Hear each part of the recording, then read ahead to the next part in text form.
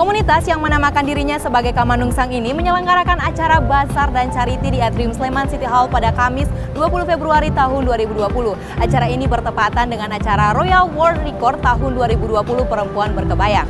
Acara Basar dan Charity ini menjadi awal bagi grup Kamanungsang agar lebih banyak lagi berbagi kegiatan untuk menjadi terampil berdaya dan berbudaya.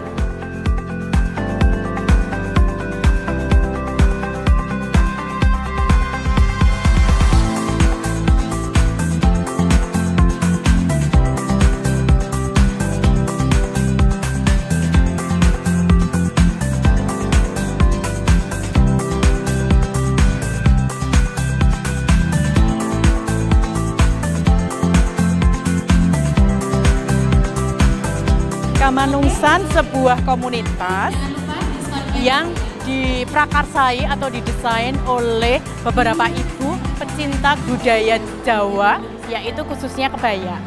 Kami mengadakan pameran ini untuk memberikan apresiasi atau untuk mengekspresikan apa yang menjadi talenta para pendiri.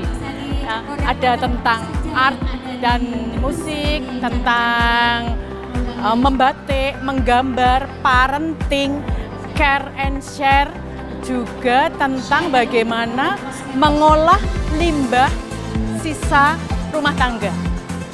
Begitu kira-kira pemberdayaan kepada para ibu-ibu terutama di rumah, di mana para ibu itu menurut kami adalah tempat untuk berlabuh keluarga, tempat untuk bertanya, dan tidak lupa para ibu adalah sekolah utama dan pertama buat anak-anak.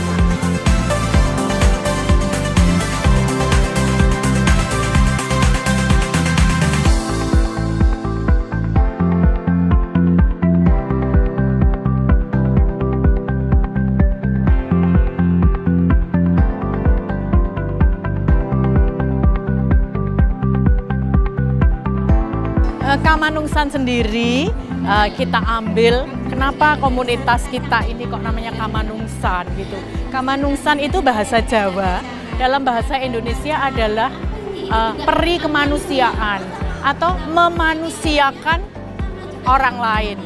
Dengan memanusiakan orang lain, siapapun yang awalnya merasa tidak berdaya guna, kita akan mengedukasi, kita akan memberikan pelatihan, jadi mereka akan merasa bahwa punya talent dan dibutuhkan. Nah, Kamanungsang sendiri hubungannya dengan perempuan adalah, itu tadi sudah saya sebutkan di atas, bisa dilakukan oleh siapa saja, namun kami di sini adalah pendirinya para ibu, di mana ibu tempat untuk bertanya, tempat untuk memberikan pengetahuan, tentunya juga itu membutuhkan support dari para bapak.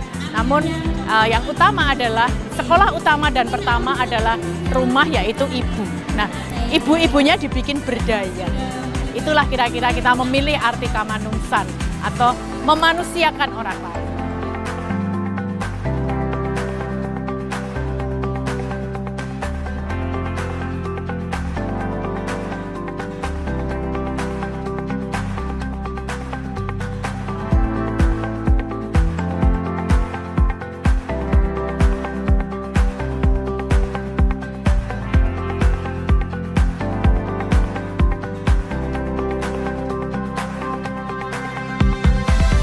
Ya, acara ini merupakan acara pertama yang dilakukan oleh paguyuban ataupun perkumpulan yang kami namakan Kamanungsang.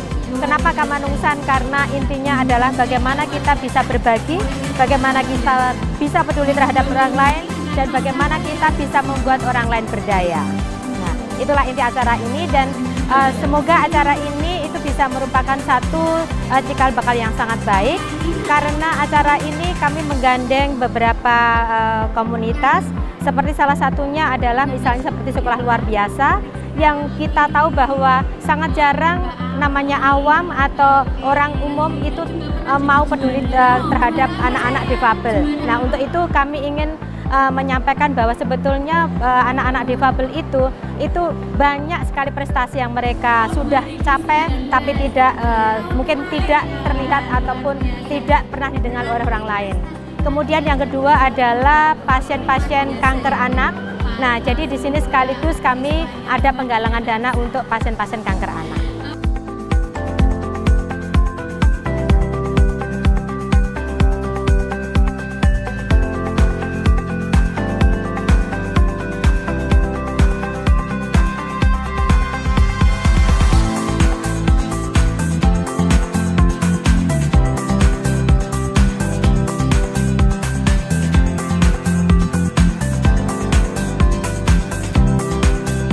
Kalau hubungannya sebenarnya kami ini karena kami merupakan pecinta kain Nusantara dan pecinta kebaya, jadi kami ingin melestarikan bagaimana berbusana asli Indonesia yaitu kebaya.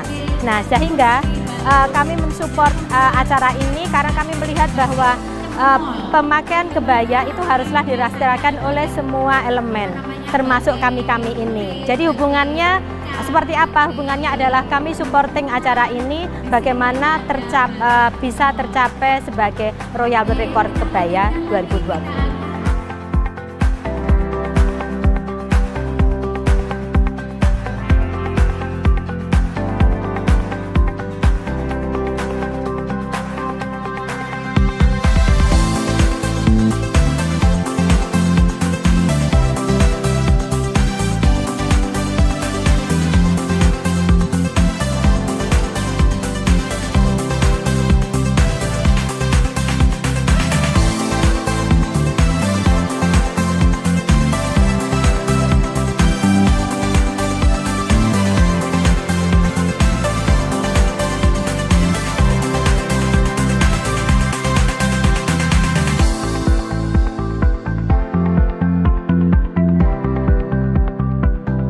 Kalau yang terlibat, kalau hanya acaranya di sini, itu kami menggandeng yang namanya Komunitas Kebaya Indonesia. Kenapa? Karena saya sebagai salah satu anggota dari Komunitas Kebaya Indonesia Korwil Yogyakarta, dan kebetulan saya sebagai sekretarisnya. Tapi di luar itu adalah di sini intinya karena kami merupakan charity. Jadi di samping teman-teman dari Komunitas Kebaya Indonesia, yang lain adalah ini merupakan charity. Jadi yang terlibat langsung di acara ini adalah itu. Kemudian semuanya ditangani untuk peserta-pesertanya, ataupun misalnya untuk semua yang ada di sini, semua barang-barang yang dijual itu adalah hasil karya kami yang ada di sini. Nah, itu mungkin yang membedakan antara yang lain, ya pasar-pasar yang lain.